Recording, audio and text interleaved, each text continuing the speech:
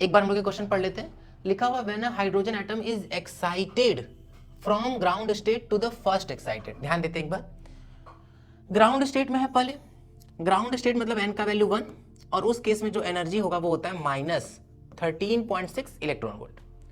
Excited to the first excited state, first excited जितने जो भी एक्साइटेड की बात करेंगे एन का वैल्यू उससे एक ज्यादा रखेंगे। मतलब अगर यहां बोला गया फर्स्ट एक्साइटेड तो एन का वैल्यू, जैसे mth एक्साइटेड बोलता तो एन का वैल्यू होता m+1।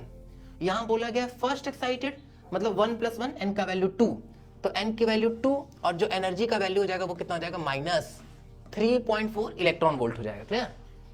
अब हम लोग ध्यान से देखिए तो अगर इलेक्ट्रॉन यहां से यहां गया, भाई एन जब बढ़ता है, बहुत इंपॉर्टेंट है जो बोलने जा रहे हैं हम, जेईई मेंस में भी 2 बार आ चुका है, नीट में भी इसके करेस्पॉन्डिंग बहुत सारे क्वेश्चंस आते हैं।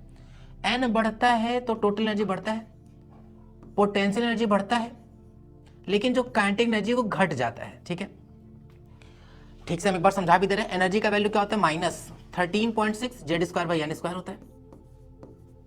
और एक और चीज हम लोगों के पास कि जो E होता है वो -k के इक्वल होता है और वो खुद इक्वल होता है किसके, U/2 के। ठीक है, तो अगर हम लोग यहाँ पे ध्यान से देखें तो जब हम लोग n को बढ़ाएंगे, n को बढ़ाने के साथ ही ये पूरा वैल्यू घट जाएगा। ठीक है, डिनोमिनेटर बढ़ेगा, पूरी वैल्यू घट जाएगी, लेकिन माइनस लगा है तो माइनस में जब नंबर घटता है तो ओवरऑल जो वैल्यू हो जाती है वो बढ़ जाती है, इसीलिए एनर्जी बढ़ गया।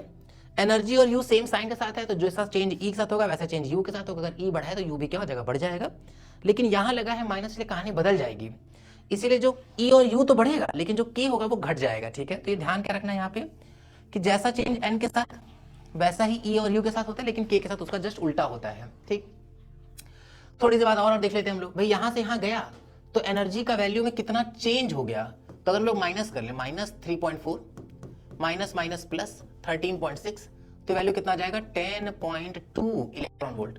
तो जो एनर्जी में चेंज होगा वो तो 10.2 इलेक्ट्रॉन वोल्ट का होगा। तो ये तो टोटल एनर्जी में चेंज हुआ ना, टोटल एनर्जी में इतना चेंज हुआ, काइनेटिक एनर्जी में भी इतना चेंज हुआ, बिल्कुल सही बात है। लेकिन जो पोटेंशियल एनर्जी का चेंज होगा, अगर हम लोग यहां से ध्यान से देखें तो जो U का वैल्यू होगा वो होगा 2 टाइम्स ऑफ E, मतलब change in potential energy 2 times of change in total energy होगा। मतलब ये है कि पोटेंशियल एनर्जी में टोटल एनर्जी के डबल से चेंज होगा। अब अगर पोटेंशियल एनर्जी में टोटल एनर्जी के डबल से चेंज हुआ, यहाँ क्या लिखा हुआ है, it's kinetic energy increases by, option देखते हैं हम लोग, काइनेटिक एनर्जी इंक्रीज बोल रहे हैं हम, एन बढ़ने के साथ के तो घटता है, ये तो गलत हो गया भाई। फिर बोला जा रहा है कि it's kinetic energy decreases by 13.6, फिर गलत, क्यों, एनर्जी में जितने का चेंज हुआ उतने का ही चेंज काइनेटिक एनर्जी में भी होगा, बस एनर्जी बढ़ा है, काइनेटिक एनर्जी घटा होता, तो यहाँ पे ये गलत है। यहाँ डिक्रीज सही बोला है लेकिन अब वैल्यू गलत बोल दिया है, डिक्रीज करेगा 10.2 से करता, तो इसलिए ये गलत हो गया। फिर लिखा है it's potential energy increases by 10.2, energy बढ़ेगा पोटेंशियल भी बढ़ेगा, लेकिन जो पोटेंशियल बढ़ता वो एनर्जी के चेंज का डबल से बढ़ेगा। मतलब अगर एनर्जी बढ़ा है 10.2 से तो पोटेंशियल बढ़ता 20.4 से, तो ये वैल्यू से गलत हो गया, तो ये भी गलत। अब चूंकि 3 गलत है तो 4th ही सही है, लेकिन एक बार हम लोग इसको भी चेक कर लेते हैं।